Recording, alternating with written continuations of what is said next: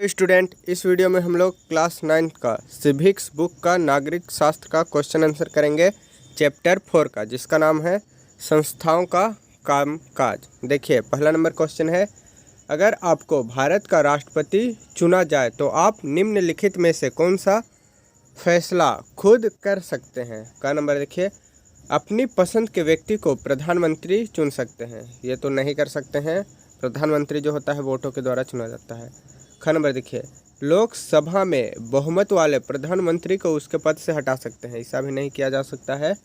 ग नंबर, दोनों संसदों द्वारा पारित विधेयक पर पुनः विचार के लिए कह सकते हैं। हाँ, ये सही है, इसको बोला जा सकता है। घ नंबर देखिए, मंत्रिपरिषद में अपनी पसंद के नेताओं का चयन कर सकते हैं। ये भी नहीं कर सकते हैं। तो ग नंबर है जो प्रधानमंत्री मतलब राष्ट्रपति, प्रधानमंत्री नहीं, राष्ट्रपति नहीं कर सकता है। मतलब कर सकता है, मतलब फैसला खुद ले सकता है। मतलब कुछ कानून बनाना है तो संसद से बिल पास हुआ और राष्ट्रपति के पास गया, तो आप राष्ट्रपति हैं तो आप उसको पुनः विचार के लिए एक बार भेज सकते हैं, क्योंकि यह सही है।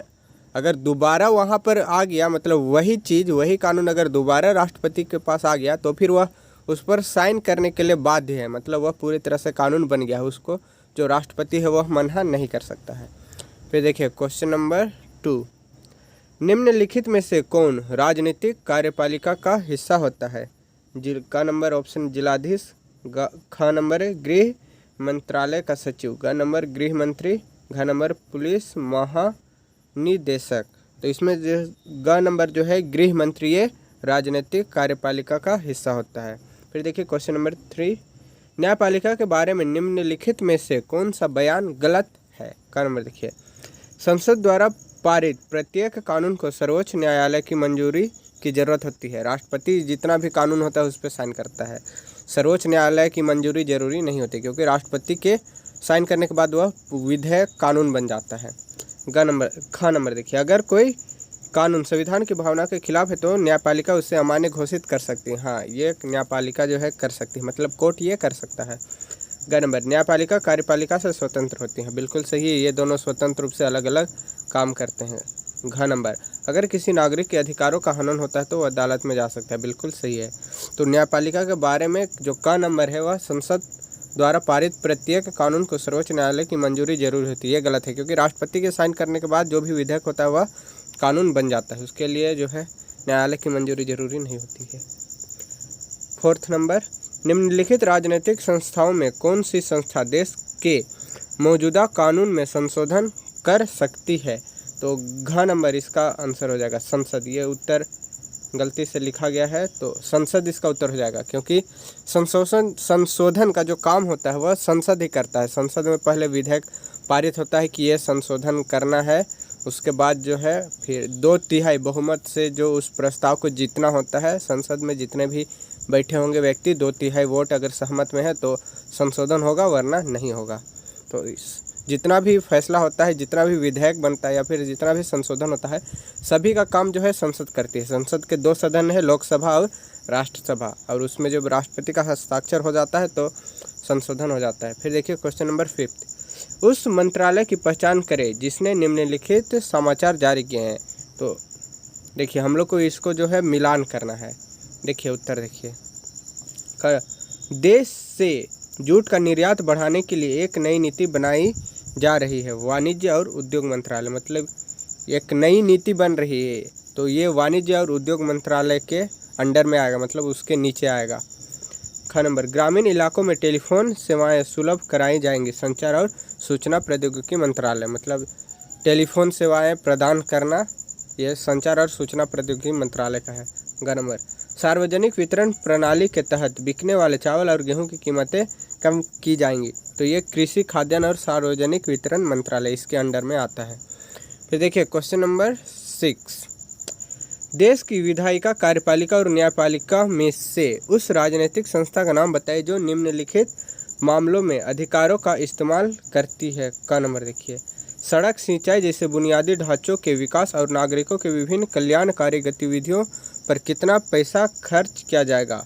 तो ये वित्त मंत्रालय देखता है, मतलब कितना पैसा सड़क में लगेगा, कितना पैसा सिंचाई में लगेगा, या फिर देश के विकास करने के लिए बाजार, मतलब इसे बाजार होता है ना, उसमें कितना पैसा लगेगा। ये सभी चीज़ जो है वित्त मंत्रालय देखता है, तो इसका आंसर जो होगा वित्त मंत्रालय हो जाएगा। ख नंबर देखिए, स्टॉक एक्सचेंज को नियमित करने संबंधी कानून बनाने की कमेटी के सुझाव पर विचार विमर्श करती है। तो ये जो काम करता है ये संसद काम करता है, लोकसभा और राज्यसभा दोनों मिलकर काम करता है।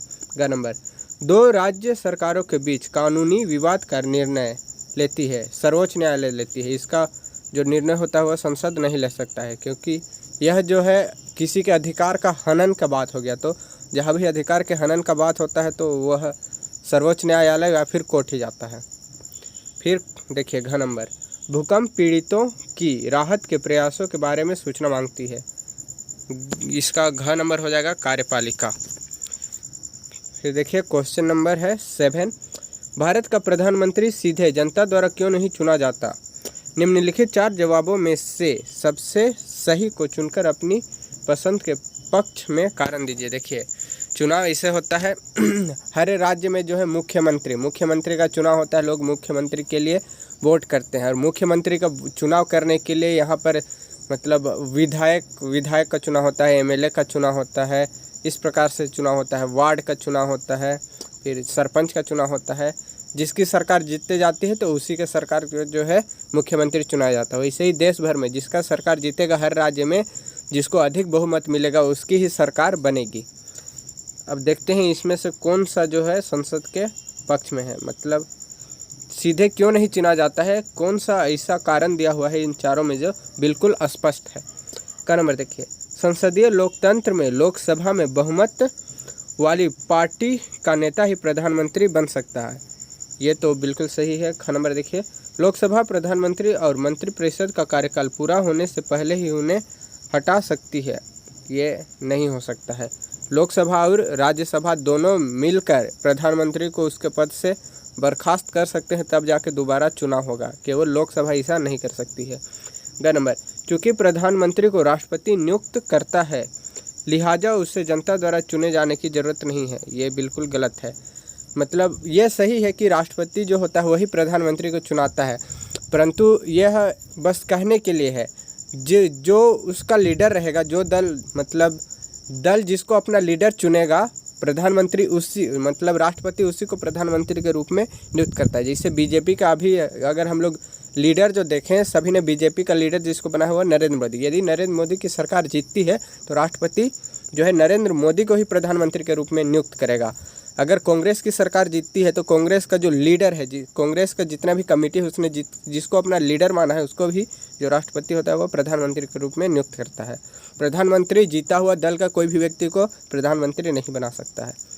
घर में देखिए, प्रधानमंत्री के सीधे चुनाव में बहुत ज़्यादा खर्चा आएगा, सर्वथा उपयुक्त। ये भी तो का नंबर बिल्कुल सही है हमारा। देखिए उत्तर देखिए, का नंबर, ऐसा यह सुनिश्चित करने के लिए किया जाता है कि प्रधानमंत्री को बहुमत प्राप्त हो। यह उससे कठपुतली या तानाशाह बनने से रोकता है, क्योंकि उसे मंत्रिपरिषद के साथ काम करना पड़ता है। तो जो संसदीय लोकतंत्र में लोकसभा में जो भी बहुमत वाली पार्टी होती है, जैसे कि अगर भारत में 28 राज्य 29 राज्य हैं, तो उसमें से हर राज्य में यदि अधिकतर राज्यों में मोदी सरकार का जो सत्ता स्थापित होता है, मोदी सरकार जीतती है, तो जो राष्ट्रपति है वह मोदी को ही या फिर नरेंद्र दामोदर दास मोदी को ही प्रधानमंत्री के रूप में नियुक्त करेगा। ऐसा इसलिए किया जाता है क्योंकि एक तरीके से लोगों के द्वारा यह दिखाया जाता है कि हम प्रधानमंत्री को सपोर्ट कर रहे हैं, हम उसको वोट दे रहे हैं, तो उसी को जो है प्रधानमंत्री बनना चाहिए। और बहुमत जिसकी ओर रहता है, जो राष्ट्रपति होता है उसको भी उसी ओर झुकना पड़ता है। लोकतंत्र में यही है, जिसको अधिक लोग सपोर्ट कर रहे हैं वही जो है बन सकता है, नेता बन सकता है, राष्ट्रपति बन सकता है, प्रधानमंत्री बन सकता है। 8 नंबर देखिए, 3 दोस्त एक ऐसी फिल्म देखने गए जिसमें हीरो एक दिन के लिए मुख्यमंत्री बनता है। आप लोग देखे होंगे, नायक फिल्म का नाम है और हीरो का नाम मैं भूल गया। नायक मूवी का नाम है, जिसमें एक दिन के लिए अमरीश पुरी जो है गुंडा रहता है और वह मुख्यमंत्री रहता है, तो एक दिन के लिए हीरो को जो है मुख्यमंत्री बना देता है। तो फिर वह बहुत चीज़ करता है। फिर देखिए, और राज्य में बहुत से बदलाव लाता है। इमरान ने कहा कि देश को इसी चीज़ की ज़रूरत है। रिजवान ने कहा कि इस तरह का बिना संस्थाओं वाला व्यक्ति का राज खतरनाक है। शंकर ने कहा कि यह तो एक कल्पना है, कोई भी मुख्यमंत्री एक दिन में कुछ भी नहीं कर सकता है। ऐसी फिल्म के बारे में आपकी क्या राय है? आप लोगों ने देखा होगा नायक फिल्म, देखिए उत्तर। ऐसी फिल्म अव्यवहार्य या अलोकतांत्रिक है। किसी योजना को कार्यान्वित करने के लिए सत्ताधारी लोगों का अनुमोदन आवश्यक है। मुख्यमंत्री की नियुक्ति निष्पक्ष चुनाव प्रक्रिया के उपरांत की जाती है। साथ ही सुधारों के लिए अत्यधिक योजना बनाने की जरूरत होती है। मैं भी शंकर से सहमत हूँ।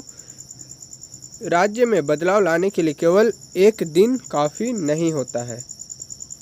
तो ऐसी जो घटनाएं होती है वह फिल्मों में ही अच्छी लगती है, रियल लाइफ में नहीं, क्योंकि आप वैसे व्यक्ति को मुख्यमंत्री कैसे बना सकते हैं जिसको जो है जनता ने चुना ही नहीं हो। एक दिन के लिए भी हो सकता है परंतु बना ही नहीं सकते, क्योंकि लोकतंत्र में ऐसा है कि जिसको जनता चुनी है वही शासन करेगा। अगर किसी को एक दिन के लिए प्रधानमंत्री या राष्ट्रपति बना दिया जाए और यदि वो जनता के द्वारा चुना ही ना गया हो तो वह लोकतांत्रिक देश कैसा होगा? वह तो अलोकतांत्रिक देश हो जाएगा, मतलब रूढ़िवादी देश हो जाएगा। जिसको मन उसको मतलब प्रधानमंत्री बना दिया गया है, यह बिल्कुल गलत है। ऐसा केवल फिल्मों में हो सकता है, रियल में ऐसा करना देश को अलोकतांत्रिक बनाना होगा। फिर देखिए क्वेश्चन नंबर 9। एक शिक्षिका छात्रों की संसद के आयोजन की तैयारी कर रही थी। उसने 2 छात्रों को अलग अलग पार्टियों के नेताओं की भूमिका करने कहा। उसने उन्हें विकल्प भी दिए, यदि वे चाहे तो राज्यसभा में बहुमत प्राप्त दल की नेता हो सकती हैं, अगर वे चाहे तो लोकसभा में बहुमत प्राप्त दल की मतलब नेता हो सकती है। अगर आपको यह विकल्प दिया जाए तो आप क्या चुनेंगे और क्यों? उत्तर देखिए। मैं कृत्रिम लोकसभा को प्राथमिकता दूंगा, क्योंकि राज्यसभा की अपेक्षा लोकसभा अधिक शक्तिशाली होती है। देखिए फिर इसके लिए क्या पॉइंट दिया गया है। कोई भी सामान्य बिल दोनों सदनों द्वारा पारित किया जाना आवश्यक है, किंतु लोकसभा के सदस्यों की संख्या अधिक होने के कारण बहुमत का निर्णय मान्य होता है। फिर देखिए दूसरा, वित्तीय मामलों में लोकसभा की शक्तियां अधिक होती है। वित्तीय बिल केवल लोकसभा में पेश किए जा सकते हैं। देश के प्रशासन को चलाने के लिए सारा धन लोकसभा द्वारा ही प्रदान किया जाता है। लोकसभा मंत्रिमंडल को नियंत्रित करती है। फिर और एक कारण देखिए, लोकसभा के सदस्य योग्य मतदाताओं द्वारा प्रत्यक्ष रूप से चुने जाते हैं। जो लोकसभा के सदस्य होते हैं वह जनता के द्वारा प्रत्यक्ष रूप से चुने जाते हैं, और जितना भी मंत्रिपरिषद होता है वह लोकसभा के अंतर ही आता है। फिर देखिए क्वेश्चन नंबर 10। आरक्षण पर आदेश का उदाहरण पढ़कर 3 विद्यार्थियों की न्यायपालिका पर अलग अलग प्रतिक्रिया थी। इसमें से कौन सी प्रतिक्रिया न्यायपालिका की भूमिका को सही तरह से समझती है? का नंबर देखिए। श्रीनिवास का तर्क कि चूंकि सर्वोच्च न्यायालय सरकार के साथ सहमत हो गई है लिहाजा वह स्वतंत्र नहीं है, बिल्कुल गलत बात है। फिर देखिए खा नंबर, अंजया का कहना है कि न्यायपालिका स्वतंत्र है, बिल्कुल सही। न्यायपालिका जो है स्वतंत्र है क्योंकि वह सरकार के आदेश के खिलाफ फैसला सुना सकती है। मतलब यदि सरकार जो है किसी के अधिकारों का हनन कर रहा है तो वह न्यायपालिका में जाकर न्याय प्राप्त कर सकता है। सर्वोच्च न्यायालय ने सरकार को उसमें संशोधन का निर्देश दिया। खा नंबर देखिए, विजय का मानना है कि न्यायपालिका न तो स्वतंत्र है और न ही किसी के अनुसार चलने वाली है। न्यायपालिका जो है स्वतंत्र है, किसी के अनुसार नहीं चलती, परंतु वह स्वतंत्र है, बल्कि वह विरोधी समूहों के बीच मध्यस्थ की भूमिका निभाती है। यह बिल्कुल गलत बात है। अगर किसी के साथ अन्याय होता है तो वह उसको न्याय दिलाता है, ना कि दोनों में समझौता करता है। न्यायालय ने इस आदेश के समर्थकों और विरोधियों के बीच बढ़िया संतुलन बनाया। आपकी राय में कौन सा विचार सही है? तो मैं जो अंजया का कथन बिल्कुल सही है। न्यायपालिका जो स्वतंत्र है और वह सरकार का जो खिलाफ है, यदि सरकार कुछ गलत कर रही है तो उसके खिलाफ भी फैसला सुना सकती है। उत्तर देखिए, न्यायपालिका की भूमिका के बारे में अंजया का सही विचार है। तो इस चैप्टर का क्वेश्चन आंसर यहीं कंप्लीट होता है। आई होप जो क्वेश्चन आंसर है आप लोगों को समझ में आया होगा। इस वीडियो को लाइक करें, शेयर करें, कमेंट करें और इस चैनल को HDS ट्यूटोरियल को सब्सक्राइब करें। Thank you.